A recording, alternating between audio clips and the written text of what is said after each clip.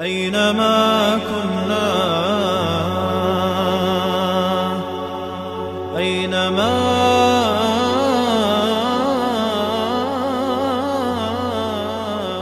صرنا। বিসমিল্লাহির রহমানির রহিম। প্রিয় বন্ধুগণ, একথা ভালোভাবে হৃদয়ঙ্গম করুন যে এখানে আপনারা কি জন্য এসেছেন, কোন প্রাপ্তির আশায় জড়ো হয়েছেন। শিক্ষা জীবনের শুরুতেই নিজেদের লক্ষ্য ও উদ্দেশ্যকে হৃদয়ে বদ্ধমূল করুন এবং চিন্তা ও চেতনাকে জাগ্রত করুন।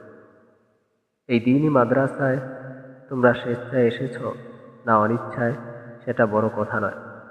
বড় কথা এই যে তোমাদের মাঝে এবং তোমাদের খালিক ও স্রষ্টার মাঝে রয়েছে এক স্বর্ণ শৃঙ্খল, যার এক প্রান্ত তোমাদের হাতে, অন্য প্রান্ত আল্লাহ রব্বুল ইজ্জতের কুদরতি কবজায়।